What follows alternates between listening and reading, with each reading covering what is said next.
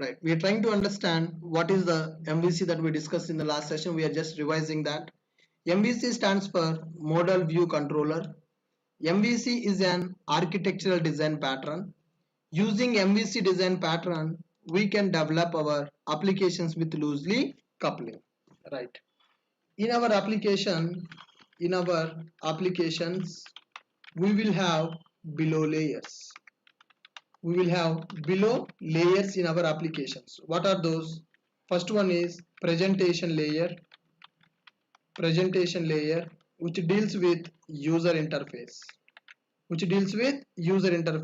Now, second one is web layer, which deals with request handling part. Request and response handling will be there in web layer. So generally we will call them as a controllers also. Web layer will contain controllers which are going to deal with request and response. Third one is business layer. People will also call it as a service or a helper, where we will write the actual business logic of our application. Now, fourth one is persistence layer. Fourth one is a persistence layer where we will write DB logic, DB access logic. Database access logic will be available as part of our persistence layer. Now, so in our applications, we are going to develop 4 layers. So what is the advantage of developing these layers in the application? The advantage is components will be loosely coupled. Without affecting one layer, we can change the logics available in the another layer. So our applications will be loosely coupled. What is the advantage if the applications are loosely coupled? If the applications are loosely coupled, maintenance of the project will be very easy. The project maintenance will be very easy if the applications are loosely coupled. So then how can we develop such kind of loosely coupled applications? So to develop loosely coupled applications, we are following this MVC design pattern. MVC is not a technology. MVC is not a programming language. It is just a design pattern. This design pattern can be used in any programming language specific project. Java applications can be developed using MVC design pattern. Python applications can be developed using MVC pattern. .NET applications can be developed using MVC pattern. This is universal design pattern. Any programming language developer can use this MVC pattern to develop their applications with loosely coupling. As a Java developer, we are also going to follow this MVC pattern to develop our applications with loosely coupling. If we develop our applications with loosely coupling, then maintenance of our project will be very simple in the future. Are you able to follow this? Right. Now, so here with this knowledge of the MVC design pattern, we are going to understand what is Spring MVC. So if MVC is a design pattern, then what is Spring MVC? The main agenda of this course to learn Spring MVC, right? This session. So what is the Spring MVC? So Spring MVC is one module. Spring MVC is one of the module in Spring framework. So we are having a Spring framework. In that Spring framework is developed in modular fashion. Spring framework developed in modular fashion. Spring framework developed in modular fashion. That means this Spring framework contains several modules. Out of those modules, Spring MVC is one of the module. Spring MVC is used to develop. Spring MVC module is designed based on MVC architecture. Based on the MVC architecture. Normally we have a MVC. Before the Spring also MVC was available. Our Spring framework contains several modules. In those modules, Spring MVC is one of the module. This Spring MVC module is designed based on MVC architecture. Spring MVC module is designed based on MVC architecture. Right. Now, using Spring MVC, what type of applications we can develop? What we can do using Spring MVC? what we can do using Spring MVC, right? Using Spring MVC, we can develop two types of applications. Using Spring MVC, we can develop below two types of applications we can develop. Using Spring MVC, we can develop below two types of applications. One is web-based applications, web applications, and second one is distributed applications. So the main reason of learning the Spring MVC module to develop two types of applications. What are those two types of applications? One is web application and the second one is distributed application. So just go through these points once. What is Spring MVC? So MVC stands for Model View Controller, right? And what is Spring MVC? Spring framework developed in modular fashion. There are several modules available in the Spring framework. In those modules, Spring MVC is one of the module. The Spring MVC is a design based on MVC architecture, right? What we can do using Spring MVC? Using Spring MVC, we can develop below two types of applications. One is web-based application and the second one is distributed application. Now, can you tell me what is web application? Can you tell me what is web application and what is, I will tell you what is a distributed application. So I hope you got the clarity, right? Why we are learning Spring MVC in this course? To develop two types of applications. One is a web application and the second one is a distributed application. Web applications are meant for customer to business. Distributed applications are meant for business to business. So C2B communication, B2B communication is possible, that development is possible by using Spring MVC. Customer to business and business to business communication based applications we can develop by using Spring MVC. Now tell me, what is a web application? I need answers. What is a web application? Please respond.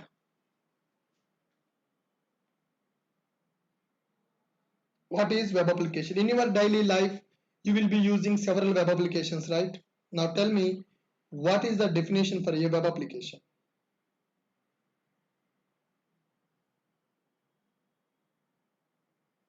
Fast.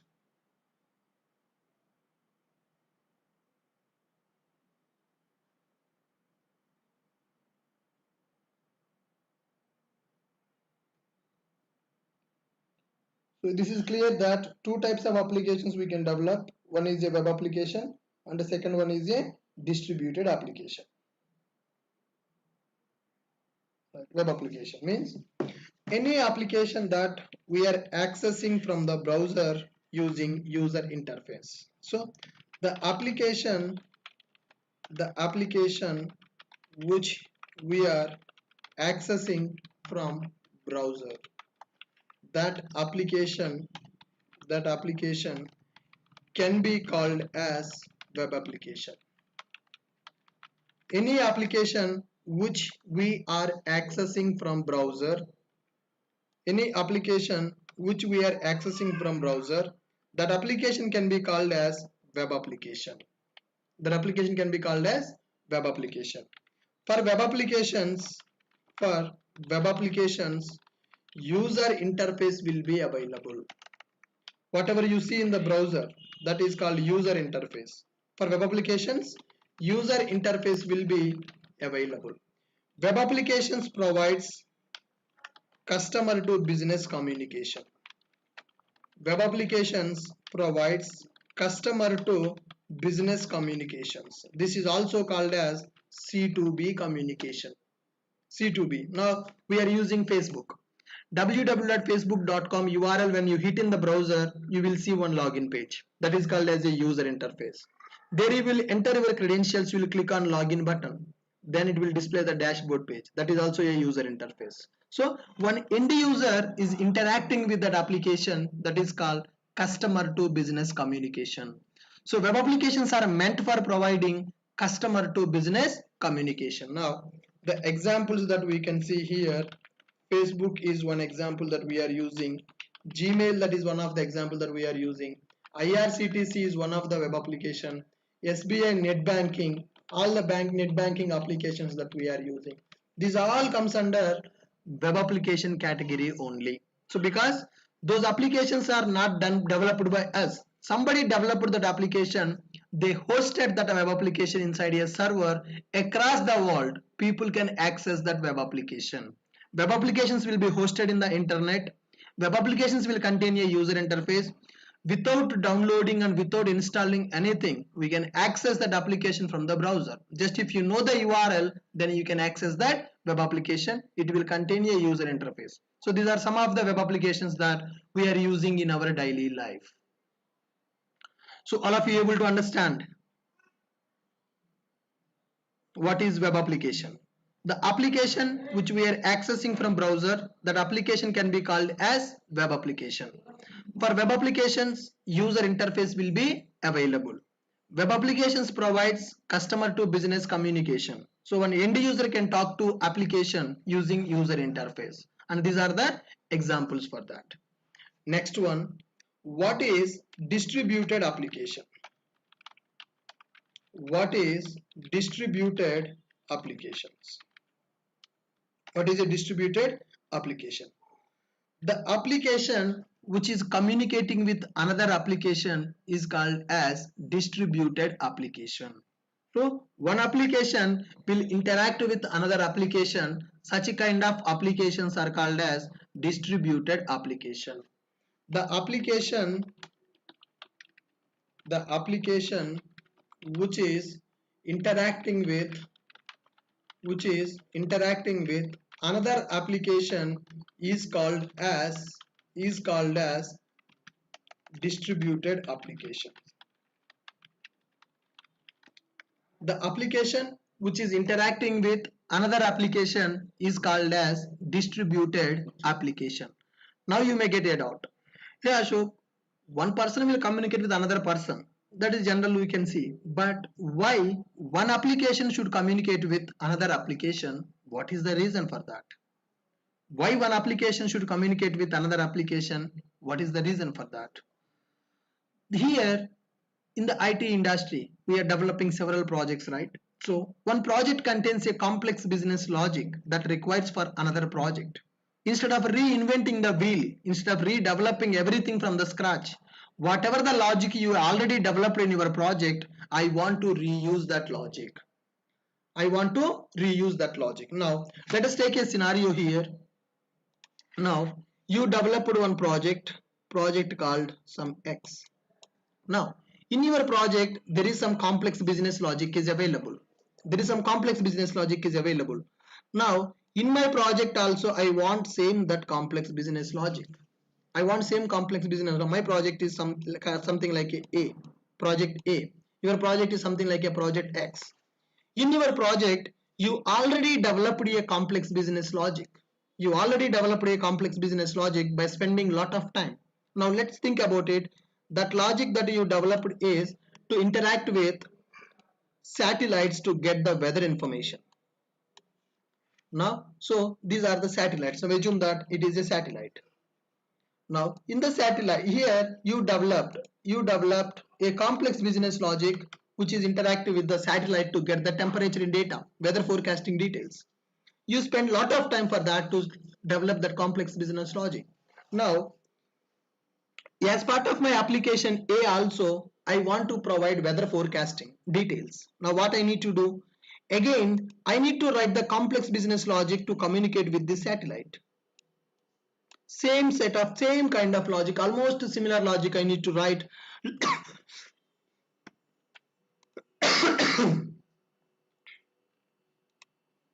Excuse me. Now you already developed a logic which is used to communicate with the satellite to get the weather forecasting details. In my project, I also want to write the same logic to capture weather forecasting data from the satellite. That means you already completed that logic, you already tested that logic, it is proven working as expected. You spent a lot of money, you invested a lot of time also for that. Again, I want to do the same work. Now, if I do the same work again, I may successful or I may not successful. I need to spend a lot of time. I need to spend a lot of money. Instead of reinventing the complete wheel, reinventing complete wheel nothing but redeveloping everything from the scratch. Instead of I am redeveloping everything from the scratch, what is the thing, what is the thing that I need to do? Instead of doing that, instead of going for writing the complete logic again, just I will establish communication from my project to your project by making some business deal. Now I will make a business deal with you, boss. I hear that you already have a logic to communicate with the satellite to get the weather forecasting. Can we do a business partnership? Can we do a business partnership? I also want the same logic in my project, but I don't have that much time to develop that complete logic again from the scratch. You already did it. I will give you some money. Please provide me that service. I will give you some money. Please provide me that service. So if one application is going to talk to another application, that application is called as distributed application. Are you able to understand what is a distributed application? If one project is communicating with the another project, then they are called as distributed applications. Now I hope you got the idea why one software project should communicate with another software project. To reuse the business services. To use the business services, one application will be talking to another application. If two applications are talking like that, if two applications are communicating like that, such kind of applications are called as distributed applications. Guys, are you able to understand what is a distributed application? One business application will communicate with another business application. They are called as distributed applications. Distributed applications are going to establish business to business communication. That is also called as B2B communication. That is also called as B2B communications. Are you able to follow this? Guys, do you have any questions? Now this is one scenario. Why we need to go for distributed applications, right? Distributed application nothing but one project will communicate with the another project. Now, so to reuse existing business services, to reuse existing business services, one project will interact with another project. One project will interact with another project. To reuse the business services or to reuse the functionality already developed by someone, we are going to interact from one application to another application. Now, to develop distributed applications, we will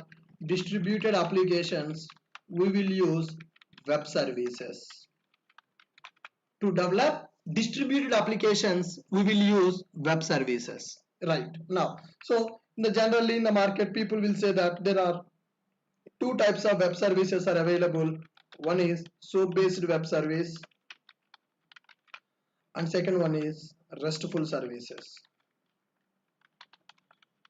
SOAP based web services and RESTful services. So by using these SOAP based web services and RESTful services, anyone, either SOAP based web service or RESTful services, we can develop distributed applications.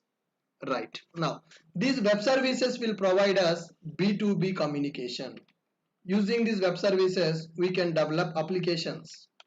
Using these web services, we can develop B2B communication based applications. B2B nothing but business to business communication based application. That means one business application is going to communicate with another business application. We can develop B2B communication based applications. B2B communication based applications. So how these web services are going to work? How to develop the web services? What are the web services architecture? That we are going to understand.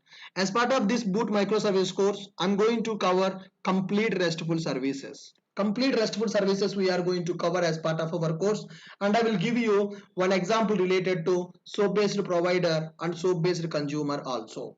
So those things we are going to do with the help of our Spring MVC module. Spring MVC module having the support for SOAP-based web services development, and Spring MVC module having the support for RESTful services development also. So if you develop your application either by using SOAP-based web service or by using RESTful service, that application will be called as distributed application. That application will be called as distributed application, because this application can communicate with the another applications also, irrespective of the platform, irrespective of the programming language, right? Irrespective of the language and irrespective of the platform. Java application can talk to .NET application, .NET application can talk to Python, Python can talk to Android, Android can talk to Java, like that. So irrespective of which programming language we are using to develop that project, one application can talk to another application. Such kind of applications are called as interoperable applications. Interoperability, nothing but irrespective of the platform, irrespective of the language, if one project is talking to another project, those projects are called as interoperable projects. Now let's look at here. Now assume that here I developed one project by using Java. Here there is another project which is developed by Python. My project is running in a Windows machine and this project is running in the Linux machine. Still, these two projects can talk to each other. These two projects can talk to each other if we use web services here. Now this is my project A, and assume that, and this is project B. This project is developed based on Java. Assume that this project is developed based on Java, and this project is developed by using Python. Still no problem. No problem. Don't bother about which programming language we are using to develop this application. Now this project is running on Microsoft Windows. This project is running on Linux operating system. Still no problem, because our web services are interoperable. Interoperability nothing but irrespective of the platform and irrespective of the language. So they are using Python to develop. They developed that project by using Python. They deployed that project in a server which is running on the Linux machine. And we developed our project by using Java. We deployed to our JWE server which is running on the Windows operating system. Still no problem. My Java application can talk to that Python project if web services concept is used in the project. So by using web services, we can do B2B communication. My Java project is doing some business. For business purpose, I developed this project. Python project also doing some business. For business purpose, they developed it. Now, these two applications are communicating. That is called as B2B communications. That is called as B2B communications, right? And one thing we need to remember, for these web service based projects or RESTful services based projects, user interface will not be available. The reason is end users will not use these web services directly. One application will use web service to communicate with the another application. That's it. End user will never communicate with the web services directly. End users will never communicate with the web services directly. So I hope you understand what is a web application and what is a distributed application. The difference between a web application and the difference between the distributed applications. Are you able to follow this? Right. For web services, user interface will not be available. For web services, user interface will not be available. Now, and one more thing that you need to note, in web applications, we can use web services. In web applications, we can use web services. So what is the meaning of this? You are talking about a web application, then you talked about web service, and finally you are saying that in web application we can use web services. Yes, that is true. In web application we can use web services. Now let's take an example. Here we are having Aadhaar card project. Here we are having Aadhaar card project. Aadhaar. Now this is our Indian central government project. Aadhaar card project available. They maintain some database also where Aadhaar card details will be available. This project will communicate with the database for enrollment of the Aadhaar.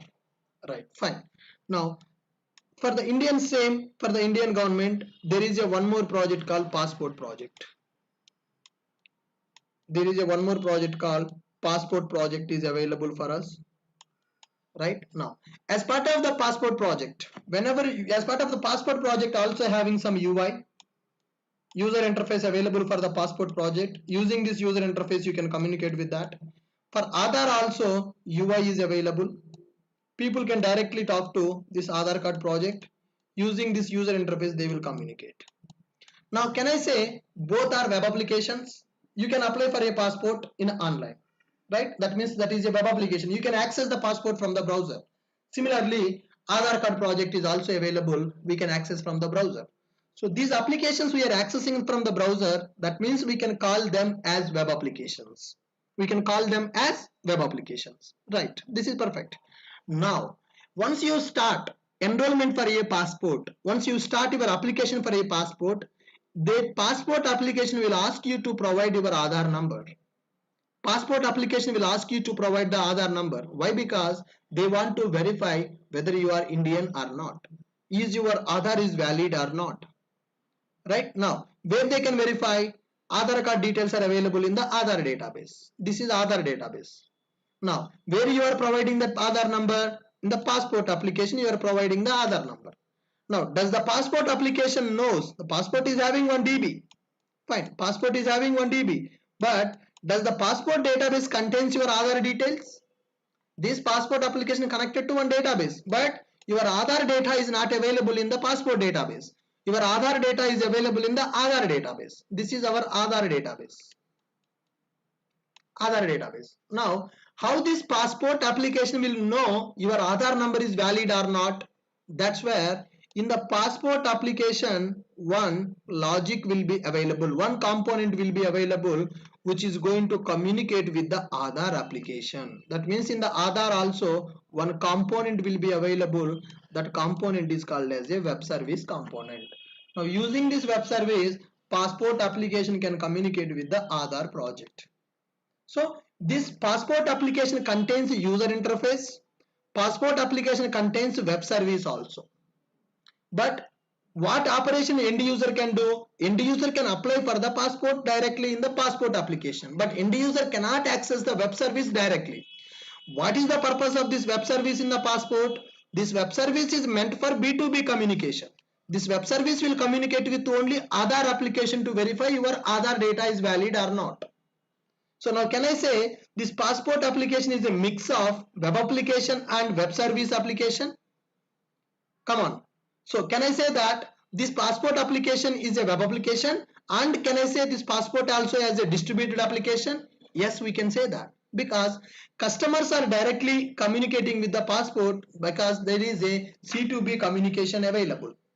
There is C2B communication available, and passport application is talking to Aadhaar application also. Now we can say it is a B2B communication. Here B2B communication is already available. C2B communication is available and B2B communication is also available in our passport application and the Aadhaar application. Now read this note. In web applications we can use web services. That statement is true now. Nowadays every web application is tightly coupled with web services. Almost all web applications are tightly coupled with the web services. Right now if you see Facebook, in the Facebook you will see Google News. That means Facebook application is talking to Google News. Right? Whenever you place a food order in the Zomato or something, you will pay the money from your net banking, or you will pay the money from your credit card, debit card, something like this. Now Beam came into the market, one way to pay all the amounts. Right? If you go to a supermarket, right, now whenever you purchase the groceries and you want to pay the money, you will just scan your QR code by using Google Pay or Phone Pay, whatever the bank account you link it to that. You may link it to Axis Bank, ICICI Bank, SBI Bank, whatever it is. You can scan that and you can pay the money. They will be able to deduct the money from your account. That means it is interoperability. That is web service is running there. So now you are booking a movie tickets in Book My Show. So you are paying the money from a different sources. Still they are able to deduct the money. You would understand? That means your applications are communicating with other applications to perform the business operations. Such applications are called as distributed application. Nowadays in the industry, distributed applications are having more and more demand. More and more demand is there for the distributed applications. As part of the microservices, we are going to understand, and RESTful services we will understand how to develop these distributed applications. I will tell you how to develop a web applications, and I will tell you, I will discuss how to develop a web app. We will develop in our course, we are going to develop some web applications and some distributed applications, and we are going to establish the communication from one web application to another web application using web services. These things practically we are going to understand.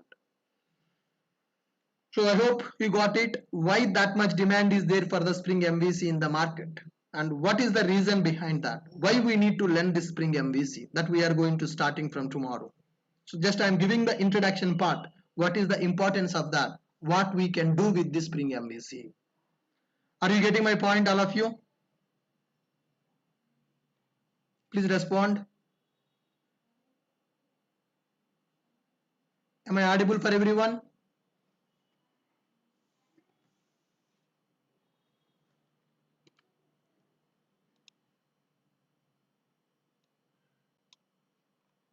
No. Read this statement once. Because nowadays, if you don't know how to develop a distributed application, then you cannot survive in the IT industry. Nowadays, every project is developing as a microservice. Microservice is a distributed application.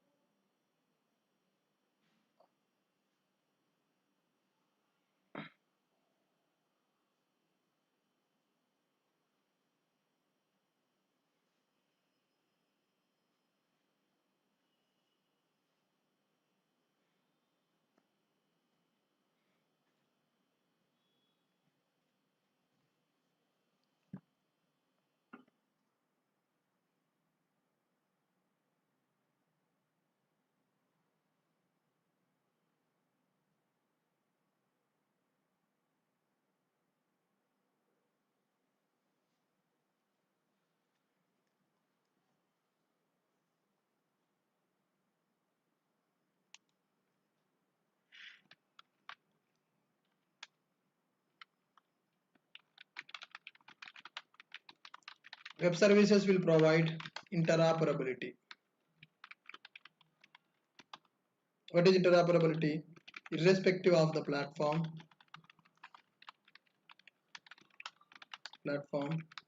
and irrespective of language, projects can communicate.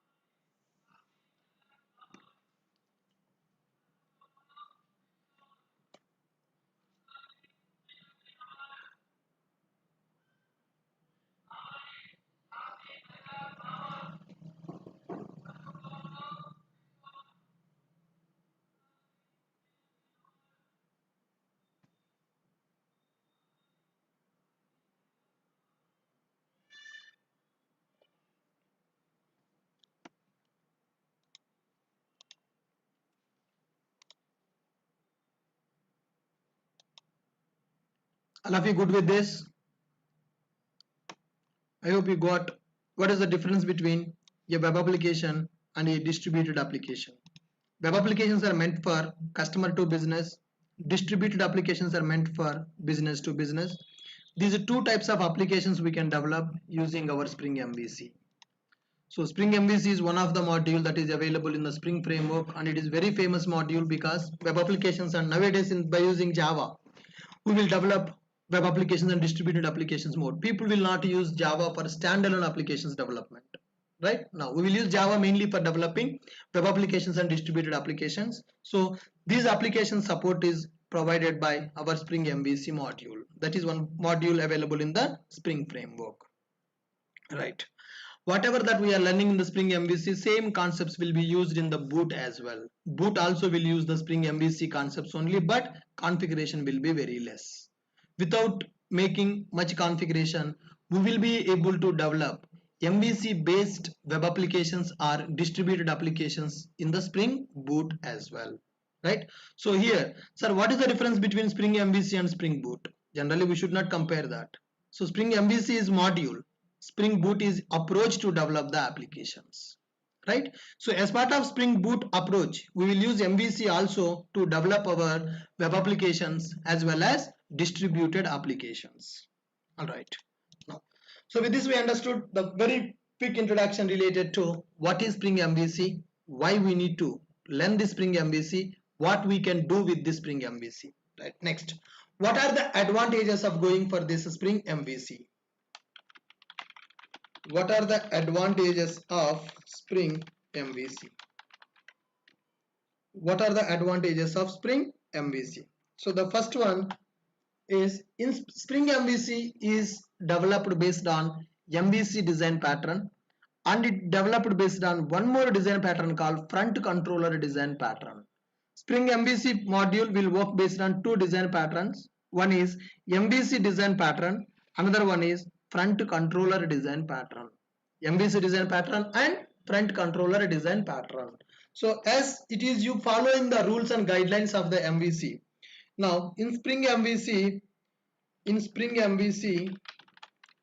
components, Spring MVC components roles are clearly separated.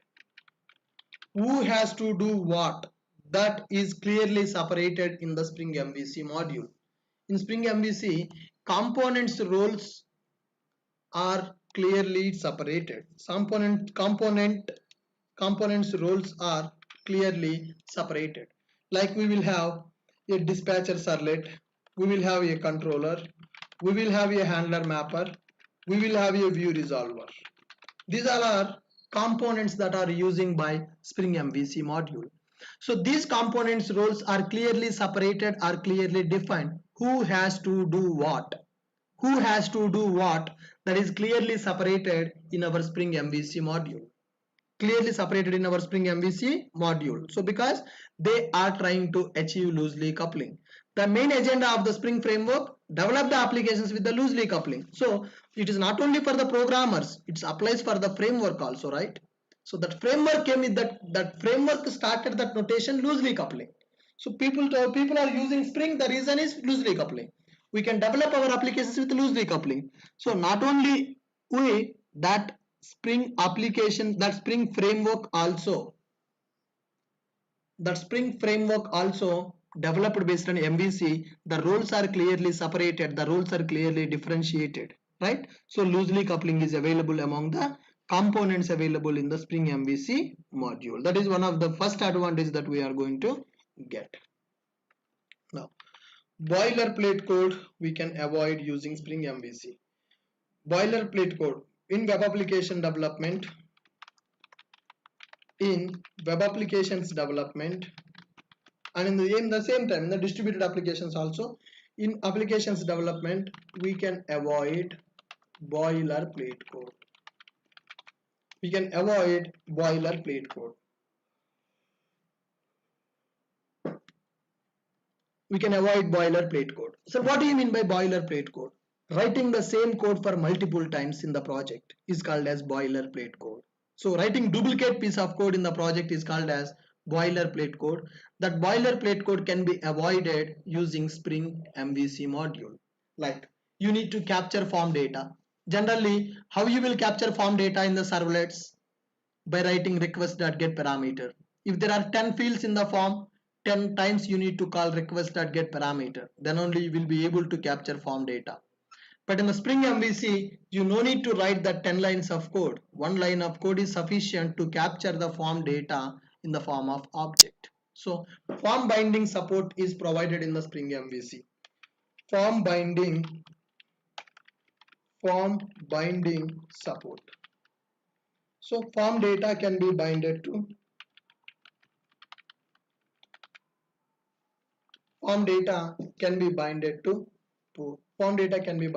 object and vice versa.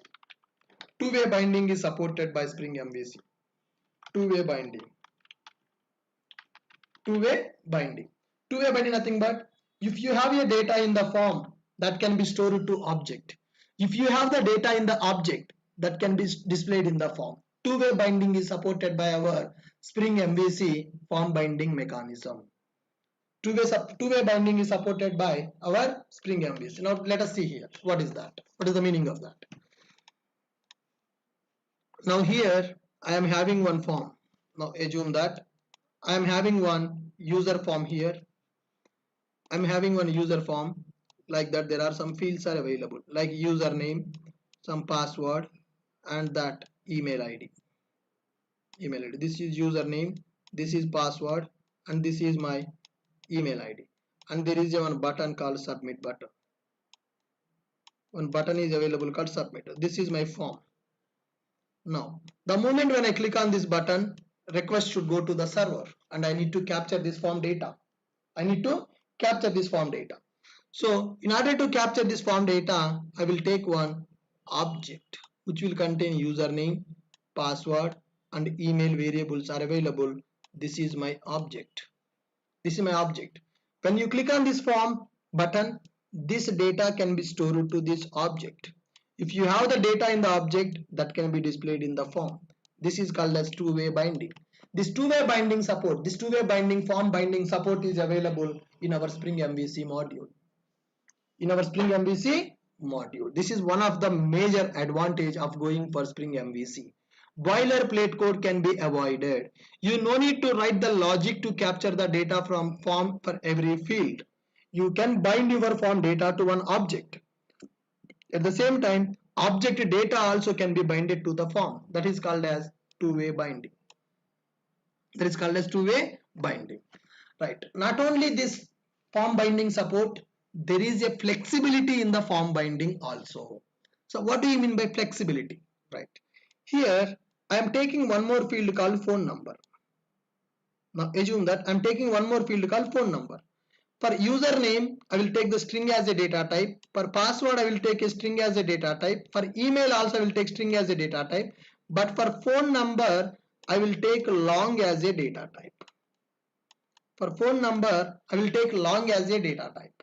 Now, when you click on submit button, phone number field will go to the server in the form of string. Through the network, every field data will be transferred as a string format. Right? So here I am entering four fields: username, password, email, phone number. All these four fields data will go to the server in the request as a string key and value. But at the server side, there is a form binding object which is responsible to hold this form data. That mapping we will do. Right? This form data should be stored to this binding object. Phone number field belongs to string. Phone number is holding string content here in the form. Through the network, when it comes, it contains the string content. But my field data type is a long. Now Spring MVC will take care of that conversion. It will understand that array this field is expecting a long value, but in the network we got a string value. Let's convert the string value to long value and set to that long data type variable for the phone number variable. That is called flexibility in the form binding. Not only form binding support, it is providing you flexibility in form binding. So programmer no need to write the logic to do the typecasting. Programmer no need to write the logic to perform that typecasting. That is implicit functionality in the Spring MVC module. Are you able to follow this? What is flexibility in form binding? Come on, I need your answers. What is flexibility in form binding?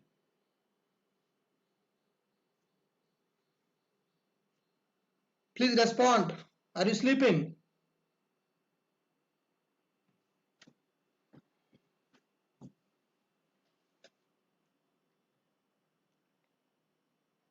What is flexibility in form binding?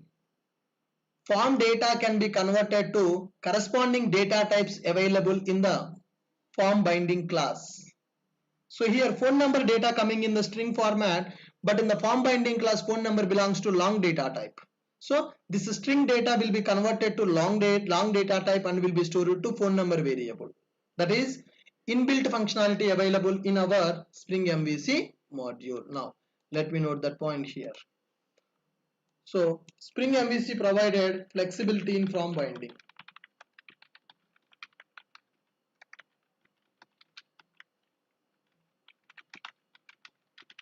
Spring MVC provided flexibility in form binding. Flexibility in form binding, that is one advantage. I hope you understood what is form binding and what is flexibility in form binding. Form binding means binding form data to the object and vice versa. Flexibility means it will take care of typecastings. Right. Next, fifth one. Spring MVC supports for multiple view technologies. Spring MVC supports for multiple view technologies.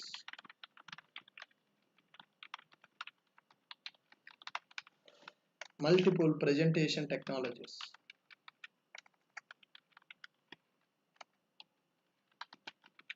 Now, as of now in the servlets we use JSP as a presentation technology. When it comes to the Spring MVC, we can use multiple view technologies or multiple presentation technologies. That means they are not saying that only JSP we should use. They are giving you option. We are supporting for multiple technologies like JSP, time leaf, free marker, velocity, like that. There are several presentation technologies are available. You can use any one. You can use any one, or you can use two different presentation technologies also can use in the Spring MVC based on view resolvers. Based on the view resolvers, you can work with that. So Spring MVC supports for multiple view technologies. It is not only tightly coupled with the JSP. You can use any presentation technology which you are comfortable. So Spring MVC supports for multiple view technologies. And Spring MVC modules or controllers are loosely coupled with the view files. So today you want to use JSP, tomorrow you want to change to time leaf, day after tomorrow I want to go for some other. Yes, you are flexible. You have that flexibility. You can go with multiple view technologies also. That support is there in the Spring MVC module. Right. And Spring MVC having support for I18N applications development. Spring MVC supports for I18N based applications. I18N, internationalization. So it is a lengthy word, that's why they kept first character, last character, and for the remaining characters in the middle, they gave the number as 18. That is internationalization. I first character, N last character, in between 18 characters are available. So that's why it is called as I18N. Spring MVC supports for I18N based applications. So what is internationalized based application? Now, if I am developing one web application, generally in the web application we will see English as a language. But across the globe, everybody don't know English. Some people will have their own language, like Chinese, they will use their own language.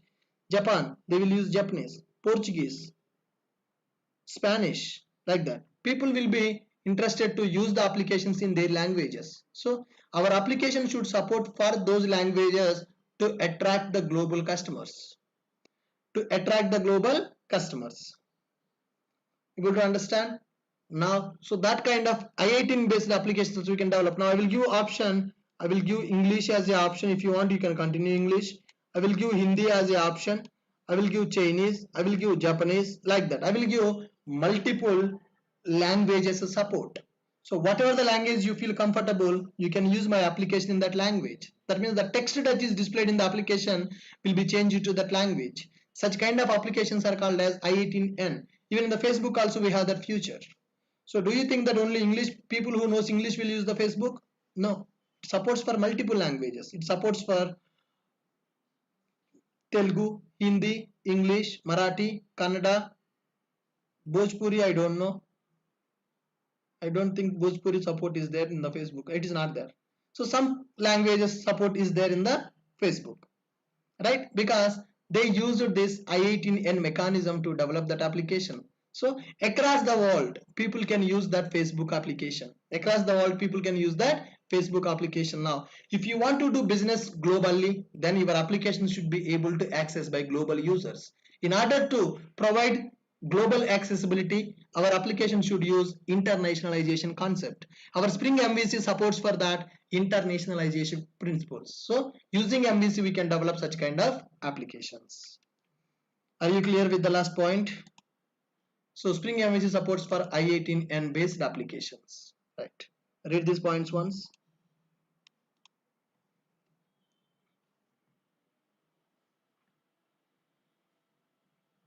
why we need to learn Spring MVC, and what are the advantages we are going to get with the Spring MVC.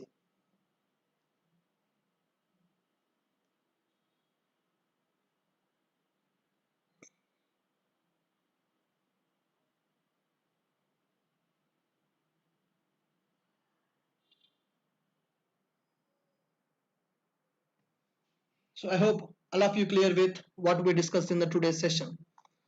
So in the last session we discussed what is MVC architecture, what is entire architecture. So today we started with Spring MVC introduction.